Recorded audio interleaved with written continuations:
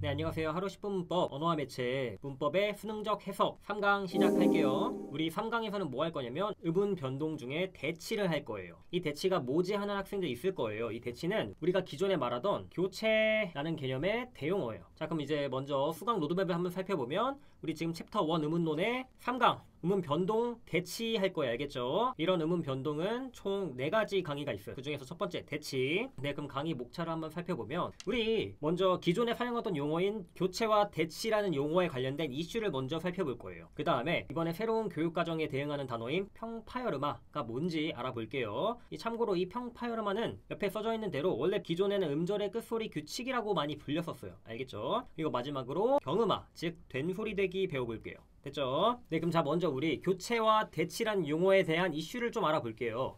자, 우리 기존에 좀 문법 좀 배워봤던 학생들은 이 대치란 단어를 아마 처음 들어봤을 거예요. 그쵸? 우리 주로 교체라고 많이 배웠었죠. 그쵸? 그런데 이런 교체라는 단어가 가진 의문론적인 한계가 좀 있어요. 자, 우리 의문론이란 거 배웠죠? 의문론은 소리와 관련된 문법적인 하나의 갈래예요. 알겠죠? 자, 그러면 어떤 한계를 가지고 있을까? 먼저 교체라는 단어의 범위가 너무 넓어요. 이게 무슨 뜻이냐면 교체가 가지고 있는 의미가 너무 넓어서 이 교체 밑에는 또 다른 의문 변동 현상들이 포함될 수가 있다는 얘기예요. 즉 학문적으로 세분화하기에 조금 무리가 있다 정도로 보면 될 것 같아요. 두 번째는 우리 음절 파트에서 음절의 제약이란 걸 배웠죠. 근데 그런 음절의 제약을 지키기 위해서는 음절의 끝소리 규칙이라는 게 있었거든요. 그런데 그런 음절의 끝소리 규칙이라고 하나로 크게 묶기에는 이 교체와 탈락 모두 적용되는 현상이 있기 때문에 다시 한번 여기서 또 분류적인 한계가 있었어요. 그리고 마지막으로 교체라는 단어를 쓴다면 이 동화라는 세부적인 현상을 또 다시 분류하기가 좀 어렵다는 그런 단점도 있었어요. 그래서 이제 교체 대신에 이 대치라는 단어를 사용하기로 하자 그거예요. 그래서 여기 나와 있는 이런 학문적인 한계들 때문에 이제 교체라는 단어 대신 의문 변동 현상을 구분할 때는 대치란 단어를 쓰자라는 얘기예요. 물론 교체란 단어는 여전히 써요. 하지만 의문 변동을 나누는 하나의 갈래로서 대치라는 단어를 우리가 새롭게 배우게 된 거예요. 알겠죠? 자, 그래서 이런 이유들 때문에 대치라는 분류를 쓰는 것이 현재 대세예요. 알겠죠? 현재 문법학계에서 대세고, 그리고 이미 수능 특강에도 반영이 돼 있어요. 그렇기 때문에 우리가 수능을 준비한 학생들은 이 학교에서 배운 학교 문법뿐만이 아니라 이미 수능 특강에도 반영되어 있는 현재 문법 학계의 대세를 따라가는 게 맞다. 알겠죠? 자, 그래서 이렇게 대세를 따라간다면 어떤 장점들이 있냐면, 먼저 첫 번째, 이 음절의 끝소리 규칙이라는 게 평파열음화와 자음근 단순화로 세부적으로 구분이 될 수가 있다. 이전에는 음절의 끝소리 규칙이 이게 대체 교체인지 아니면 탈락인지 이게 구분하기가 힘들었거든요. 근데 이제는 대치라는 개념을 새롭게 쓴다면 이게 대치인지 탈락인지 명백하게 구분이 되게 분류가 될 수 있게 됐어요. 됐죠? 그리고 두 번째, 교체라는 하나의 분류를 대치라는 분류로 바꾸니까 이제 동화와 대치가 구분이 될 수가 있게 됐어요. 예전에는 교체의 하나의 갈래였죠. 그쵸? 마지막으로 여전히 의문변동 현상을 설명할 때 교체라는 개념은 여전히 적용이 돼요. 알겠죠? 대치는 조금 더 세부적인 구분이에요. 자, 그럼 이제 두 번째, 우리 평파열음화가 뭔지 한번 알아볼게요. 우리가 새롭게 배우는 이 평파열음화라는 개념은 기존에 있던 음절의 끝소리 규칙 중에 하나예요. 가느, 다란, 물, 방, 울, 요거에 해당하는 그 규칙 그거예요. 결국엔. 알겠죠? 그렇지만 걔를 왜 평파열음화라고 했는지 한번 알아볼게요. 그래서 평파열음화가 뭐냐면 음절의 끝소리 규칙이 적용되는 현상을 학문적으로 정의를 다시 한 거예요. 알겠죠? 아까도 얘기했다시피 음절의 끝소리 규칙에는 교체도 있고 탈락도 있었어요. 걔를 세분화한 거다. 음절의 끝소리 규칙이 적용되는 것 중에서 교체 현상에 해당하는 걸 우리는 평파열음화라고 하겠다. 알겠죠? 물론 이제 그런 교체란 단어가 대치라는 단어로 많이 사용이 돼요. 자, 그래서 결국 기존의 종성에는 이 가느다란 물방울 밖에 못 온다는 제약이 적용된 것은 같아요. 이건 여전히 똑같은 개념이에요. 알겠죠? 다만 음절의 끝소리 규칙에는 사실 이 자음군 단순화도 포함이 될 수 있었는데 이거와 구분 짓기 위해서 평파열음화라는 단어를 사용한다. 알겠죠? 자, 그러면 왜 대체 평파열음화라는 좀 어려운 이름이 붙었나? 걔를 한번 알아볼게요. 알겠죠?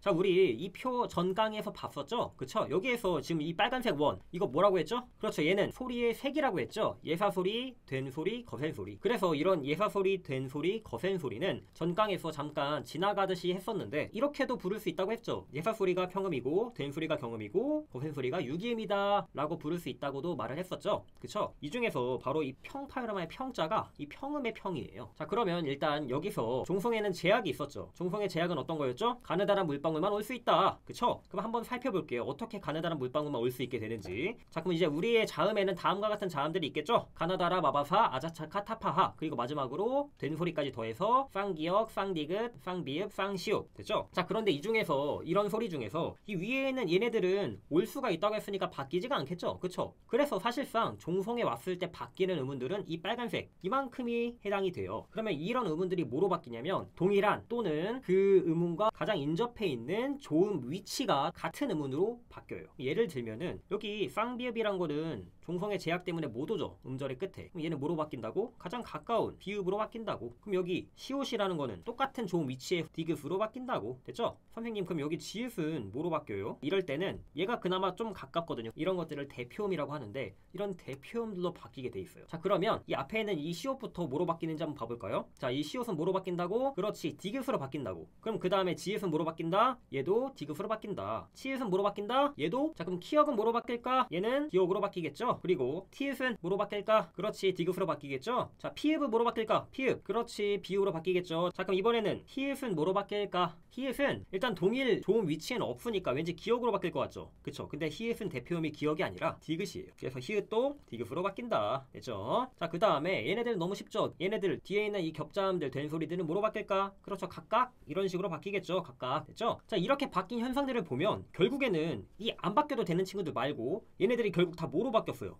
거의 다 비슷하죠? 다 디귿, 기역 아니면 비읍이야. 다 이 세 개 중에 하나로 바뀐 거예요, 결국엔. 그쵸? 요렇게 중에 하나로 바뀐 거예요, 결국에는. 그럼 얘네들이 무슨 음이라고? 그렇지, 평음이라고. 그쵸? 근데 평음 중에서도 어떤 평음? 파열음의 평음이다. 그래서 결국에는 이 파열음 중에 평음으로 바뀌기 때문에 평음인 파열음화, 즉 평파열음화라고 하는 거예요. 알겠죠? 이렇게 이해하면 되게 편할 거야. 알겠죠? 자, 그럼 이제 왜 이름이 평파열음화인지 알았으니까 평파열음화의 특징 몇 개만 알아보죠. 첫 번째 특징, 아까 표를 설명하면서 잠깐 했던 건데 이 가느다란 물방울 이외의 자음은 동일 또는 가까운 조음 위치에 있는 대표음으로 바뀌어요. 그 중에서 주의할 게 있었죠. 두 개, 지읒하고 히읗이었죠. 이 지읒은 동일한 곳에 없으니까 가장 가까운 디귿으로 바뀌는 거고 히읗은 가깝지는 않지만 그래도 디귿으로 바뀌어요. 알겠죠? 이거 두 개만 좀 주의하면 돼요. 자, 그럼 예시를 한번 볼까요? 자, 이봇 여기 보면 종성의 시옷이었죠? 이거 어떻게 바뀐다고? 그렇지, 디귿 소리로 바뀐다고. 자, 그 다음 여기 나와 있는 피읍 어떻게 바뀐다고? 그렇지, 비읍 소리로 바뀐다고. 그리고 자, 여기 팡기역이 왔죠? 이 팡기역 어떻게 바뀐다고? 그렇지, 기역으로 바뀐다고. 각각 이렇게 소리들이 음절의 끝에서 바뀌는 거예요. 알겠죠? 이거를 이제는 음절의 끝소리 규칙이라고 퉁치지 않고 평파열음화라고 하겠다. 알겠죠? 자, 그 다음에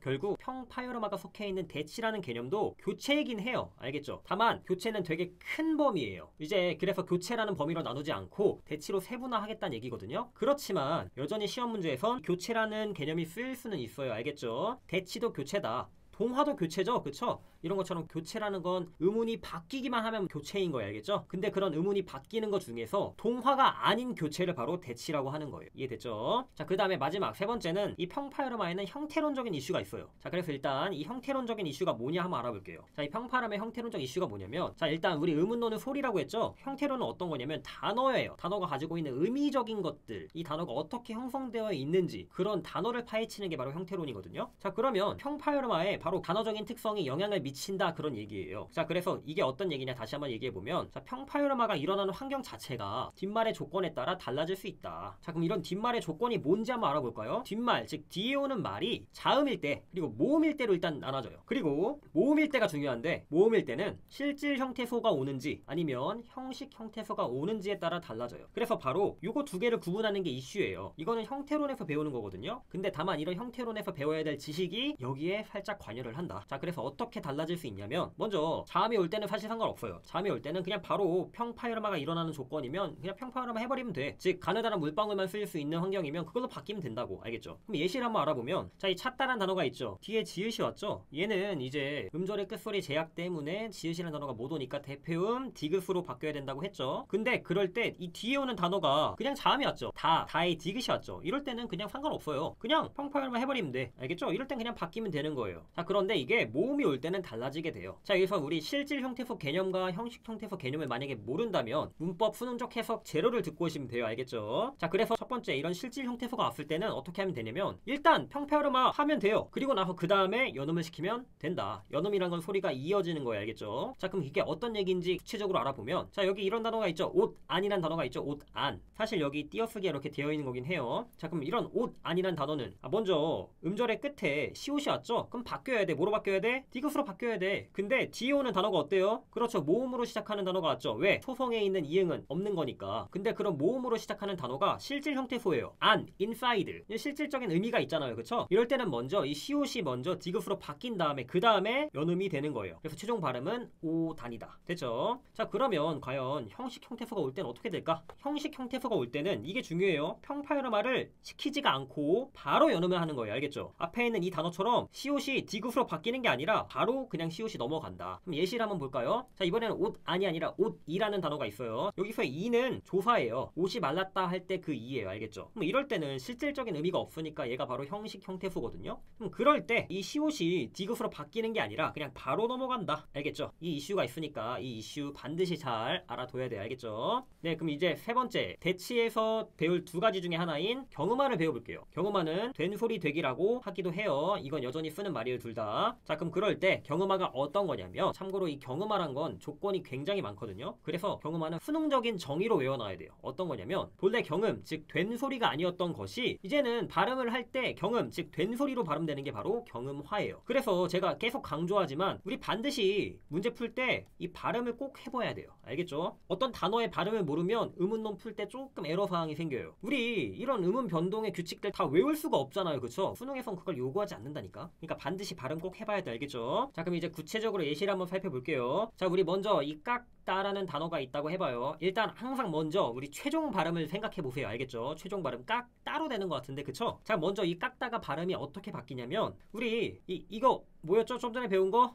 그렇죠. 평파열음화였죠? 가느다란 물방울만 쓸 수 있는 거. 그쵸? 자, 그럼 이제 이 깍다가 또 어떤 발음으로 바뀌냐면 이렇게 바뀌죠. 깍따. 따로 발음이 나죠? 그쵸? 이게 바로 경음화예요. 알겠죠? 본래 경음이 아니었는데 경음으로 바뀌는 거. 된 소리가 아니었는데 된 소리로 바뀌는 거. 알겠죠? 근데 이런 경음화는 제가 한 번 더 얘기하지만 발음이 중요하다고 했죠? 왜 발음을 해봐야 되냐면 경음화에 이슈가 있어요. 어떤 이슈가 있냐면 경음화의 조건은 무려 5개나 돼요. 전공이니까 5개 전 다 외웠거든요? 그런데 수능에선 외울 필요 전혀 없다. 알겠죠? 그래서 경음화의 조건은 굉장히 다양하기 때문에 발음을 해봤을 때 된 소리로 나면 걔가 경음화인 거예요. 알겠죠? 물론 어려운 예시들도 가끔 나오긴 하는데 수능에서는 전혀 논란이 없는 단어들이 나오니까 문제풀이에서 연습하시면 돼요. 알겠죠? 자, 그래서 우리 경음화에서는 딱 2개만 기억할게요. 알겠죠? 어떤 거냐면 첫 번째, 일단 발음을 꼭 직접 해보자. 알겠죠? 발음을 해봤을 때 된 소리로 나는 것들은 웬만하면 된 소리 되기예요. 한 95% 정도 거의 된 소리 되기예요. 알겠죠? 꼭 우리 발음을 해서 어떤 단어가 어떤 발음인지 몸으로 익혀야 돼. 알겠죠? 어차피 수능에 나오는 단어들은 반복되고 되게 한정되어 있으니까 너무 걱정할 필요는 없어요. 두 번째, 우리 경음화의 규칙, 즉 된 소리 되기 규칙에는 5개가 있다고 했죠. 그 5개 중에 이 규칙은 조금 알아뒀으면 좋겠다. 알아뒀으면 문제 풀 때 헷갈리지가 않을 수 있다 라는 규칙 때문에 하나 이건 알아줬으면 좋겠어요. 어떤 거냐면 우리 어간의 종성에 니은과 미음이 온다면 그럴 때는 이 니은, 미음 뒤에 오는 소리가 경음화가 될 수가 있다. 알겠죠? 참고로 여기서 어간이라는 개념 모르면 문법 제로 꼭 듣고 오셔야 돼요. 알겠죠? 자, 그러면 이게 어떤 얘기인지 예시를 통해 한번 알아볼게요. 자, 여기 나와 있는 단어들 있죠? 맞다, 말다, 담다, 안다. 다 발음해보시고 한번 최종 발음을 꼭 생각해보세요. 알겠죠? 이 단어들의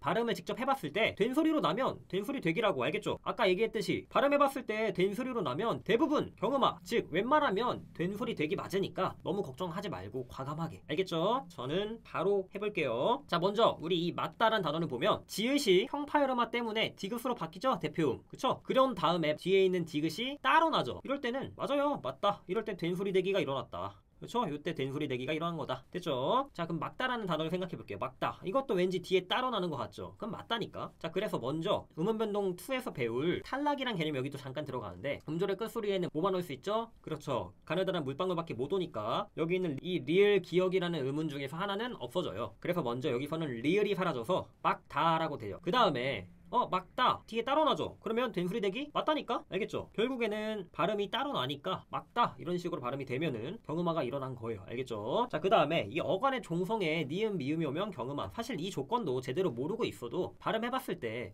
된소리 되기 일어나네 하면 된소리 되기라니까. 자, 한번 담다 발음해보세요. 담다 따로 되죠? 이럴 때 된소리 되기가 일어나는 거라고. 됐죠? 다만 어간의 종성에 니은 미음이 왔을 때 그럴 수 있다. 자, 우리 담다 어간이 어디까지죠? 담까지죠? 종성에 미음이 왔네. 이럴 때는 뒤에 있는 말이 된소리 되기로 일어날 수 있다. 두 번째, 안따 발음해보세요. 안따. 일단 최종 발음이 어떻게 나? 따로 되는 거 맞죠? 얘도. 그럼 얘도 마찬가지로 된소리 되기가 일어난 거 맞다고요. 알겠죠? 다만 그 세부적인 걸 한번 봤을 때 이 안따도 안따, 안고, 안니 여기까지가 어간이죠? 이런 어간의 끝에 뭐가 왔죠? 니은이 왔죠? 이럴 땐 유독 경음화가 일어날 수 있다. 됐죠? 자, 그런데 제가 아까 말했다시피 발음을 해봤을 때 경음, 즉 된소리로 나면 대부분 경음화, 된소리 되기라고 했죠? 근데 가끔 헷갈리는 것들이 있어요. 그런 것에 대한 팁을 알려드릴게요. 헷갈리는 경음화의 팁 중에 하나는 첫 번째, 일단 이 소리가 약해지진 않아요. 자, 우리 된소리 되기가 된 거는 소리의 세기가 하나 세진 거네? 그런데 소리가 거꾸로 약해지는 경우는 정말 드물어요. 알겠죠? 자, 그래서 어떤 단어들이 헷갈리냐면 이렇게 이런 유기음이 왔을 때가 좀 헷갈려요. 즉 거센 소리, 가장 강한 소리예요. 소리 중에서. 그러면 바로 이런 단어 직격탄. 이게 정상적인 발음은 직격탄이거든요. 가끔 근데 이렇게 헷갈릴 때가 있어요. 직격탄이 아닌가? 약간 이렇게 헷갈릴 수가 있거든요. 그래서 이게 여기는 맞거든요. 여기 직격, 여기는 확실히 된소리 되기가 일어난 게 맞는데, 그렇지만 요 티읕까지 된소리 되기로 일어나진 않는다. 알겠죠? 발음이 가끔 헷갈릴 때는 소리가 약해지지 않는다고 했지, 요거를 하나 기억하면 될 것 같아요. 알겠죠? 그래서 이 직격탄 중에서 얘는 맞지만 얘는 틀렸다고. 알겠죠? 그래서 이 발음은 X. 됐죠? 자, 두 번째 팁은 이것도 문제 풀 때 굉장히 실수 많이 하는 부분인데 어간이 어디까지인지 구별 잘하기. 제가 아까 이거 5가지 조건을 외울 필요는 없지만 하나의 조건은 기억하자고 했죠. 어떤 거였죠? 그렇지. 된소리 되기, 즉 경음화는 언제 일어날 수 있다? 어간 말 자음이 니은과 미음일 때 일어날 수 있다. 근데 문제 푸는데 너무 정신이 팔려 있어서 어디까지가 어간인지 제대로 확인하지 않고 문제를 막 풀다가 낚이는 경우가 있거든요. 이거는 어간이 어디까지인지 구별하는 낚시법은 굉장히 많이 나왔어요. 알겠죠? 자, 그래서 예를 들면 자, 이를 안기다라는 단어가 있어요. 안기다. 그래서 어간말 자음이 니은이니까 뒤에 있는 말은 안기다로 발음이 될 수 있겠구만. 된소리 되기가 일어날 수 있겠구만. 이런 식으로 착각하면 안 돼요. 알겠죠? 어디까지가 어간인지를 잘 봐야 돼요. 자, 안기다 활용 한번 해보세요. 안기다, 안기고, 안기니 어디까지가 안 바뀌어요? 그렇죠? 안기까지가 안 바뀌죠? 즉 안기까지가 어간이라고. 그래서 이 안기다란 발음은 틀린 거다. 어간이 어디까지기 때문에 안기까지이기 때문에 여기까지가 어간이니까 어간 말이 아무것도 없죠? 그쵸? 그러니까 얘도 발음이 틀렸다. 요거 두 개만 잘 기억하면 웬만하면 경음화에서는 발음만 잘 할 수 있으면 된소리가 아닌 게 된소리로 바뀌었네? 그러면 된소리 되기, 즉 경음화가 일어났구나 라고 판단하는 데는 크게 무리가 없을 거예요. 수능 난이도에선. 알겠죠? 여기까지는 반드시 잘 기억해 주세요. 자, 그러면 이제 여기까지가 이제 변동 1 대치라는 걸 우리 배워봤어요. 알겠죠? 꼭 유의 깊게 잘 다시 한번 돌아봐야 될 파트예요. 알겠죠? 특히 평파열음화란 개념이 조금 어렵기 때문에 반드시 꼭 복습 잘 해주세요. 알겠죠? 네, 그럼 여기까지가 이제 3강 음운변동 1 대치였어요. 네, 그럼 모두 수고 많았고 다음에 음운변동 2 탈락해서 볼게요.